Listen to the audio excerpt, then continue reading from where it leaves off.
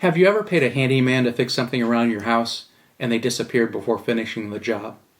Or maybe someone owes you money for work that you've done and you can't seem to get paid? Wondering what to do next and worried about the thought of going to court? You're not alone. I'm Tim Hollums. This video is part of a public education series about how you might interact with the Delaware County courts. The goal of this video is to help explain the small claims court process. This information is for educational purposes only. It is not to be construed as legal advice or as court policy. What is small claims court? Small claims court is designed for people to resolve disputes relatively quickly and without the need of an attorney. You can bring a case for up to $10,000 to resolve cases like money owed, property damage, landlord-tenant issues, or even personal injury. How do you get started once you decide that you are going to file a small claims case? You get started by first completing the small claims packet. The small claims packet is available either online or through the free self-help legal center at the Justice Center. The cost of filing a case is generally $115 if you have one defendant, and that includes sheriff's service. The Self-Help Legal Center is located on the first floor of the Justice Center. The use of the Self-Help Legal Service is entirely free, and they have all of the information you need.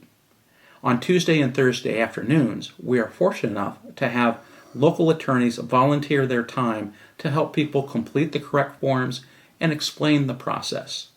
You can use this service whether you are the plaintiff suing someone or the defendant defending yourself in these cases. Can you hire an attorney in a small claims case? Yes, you can. Either the plaintiff or defendant can hire an attorney. One isn't necessary, but you can do so. You may be entitled to having some of your attorney costs reimbursed should you be the prevailing party. One resource that you should look at prior to filing your case is the Indiana Small Claims Manual. That is available either in the Self-Help Legal Center or online. That manual is extremely helpful in terms of explaining the process, and it explains all of the options available to you, from filing a case all the way up to collecting on your judgment. Okay. Going to court. Once you complete the small claims packet, then you must go to the clerk. That is where your information gets filed and where you will be assigned a case number. Remember, you have to have the defendant's information concerning their contact information, their name, their address, and even their telephone number in order to make sure that that individual gets proper service. Once your case is assigned a court number, you will be also assigned a hearing date. That first hearing is called the initial hearing. At the initial hearing, there are three possible outcomes. First outcome, what happens if the defendant doesn't show up? If the defendant doesn't show up, you show up, and the defendant has proper service, the court may enter what's called a default judgment.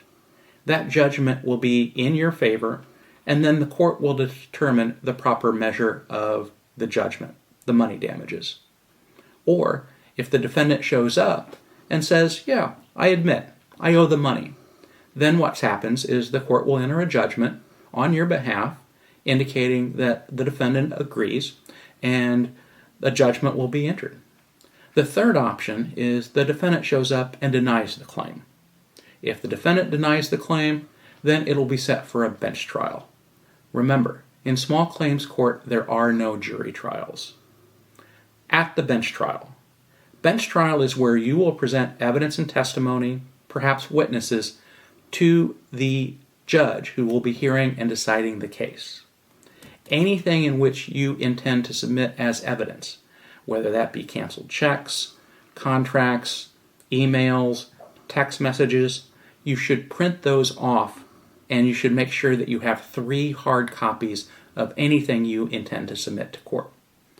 Those 3 copies are so the judge has a copy, you have a copy for your records, and the other party has a copy as well. Once you have those 3 copies, then you will ask during the course of your trial to enter those into evidence. And since the rules of evidence don't apply, generally anything that is relevant is admissible. Once both parties have the opportunity to present evidence, testimony, and witnesses, then it will go to the judge.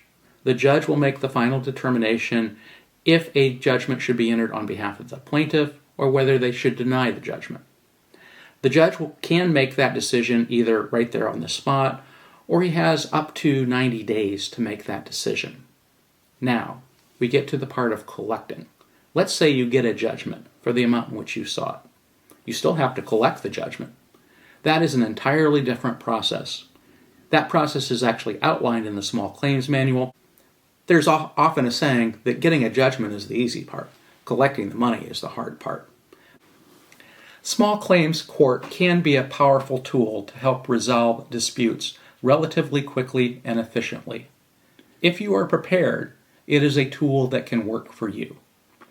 I'm Tim Hollums, and I hope this helps you understand your options.